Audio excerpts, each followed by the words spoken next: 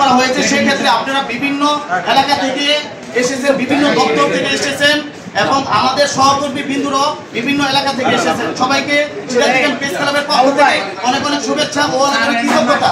আমরা যেহেতু ইফতারের এক মিনিট সামনে চলে এসেছি, তাই আমি ইফতারের জন্য সিরাজউদ্দিন প্রেস ক্লাবের এই অনুষ্ঠানে এসেছেন, যেহেতু তিনিও প্রথমে এসেছেন, সেক্ষেত্রে ছোট করে তাকে স্যার একটু কথা বলবেন, তারপরে আমাদের ইউনুস স্যার কথা বলবেন। সবাই ভালো আছেন? আলহামদুলিল্লাহ। আপনাদের সাথে 4 মাস ধরে এদিকে কাজ করতেছি। আমার অভিজ্ঞতা আপনাদের সাথে খুবই ভালো।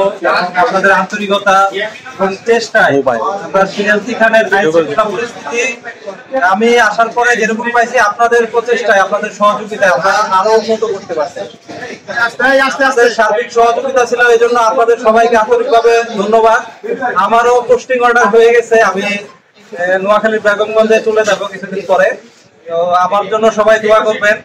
আমি আপনাদের সবার জন্য, আপনাদের জন্য দোয়া থাকবে, সিরাজউদ্দিন খান বাসীর জন্য সবার জন্য দোয়া থাকবে, যাতে সিরাজউদ্দিন খান এখন যেভাবে শান্তিপূর্ণভাবে আছে, ভবিষ্যতে এরকম শান্তিপূর্ণভাবে সবাই শান্তিপূর্ণভাবে বসবাস করে এবং সবাই আমরা সহযোগিতা করবো আমাদের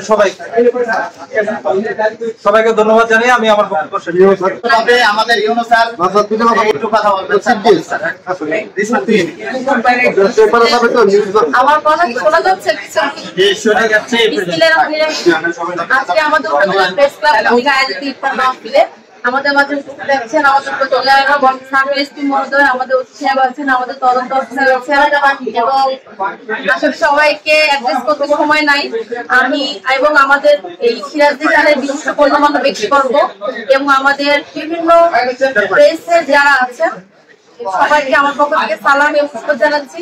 আর এই পবিত্র মাসের রমজানে আসলে আমরা যেরকম সকল ভেদাভেদ খুলে এক হয়ে আমরা আজকে ইফতারিতে যেরকম এসেছি, আমরা যেন সবাই আমাদের প্রেস ক্লাবের জন্য 2-3 ভাগ, 4-5 ভাগ, 10 ভাগ, 12 ভাগ না থাকে, আমরা যেন সবাই এক হয়ে আমরা যেন এই সিরাজউদ্দিন খানকে পুরো মুন্সিগঞ্জের মধ্যে একটা বেস্ট উপজেলা করতে পারি।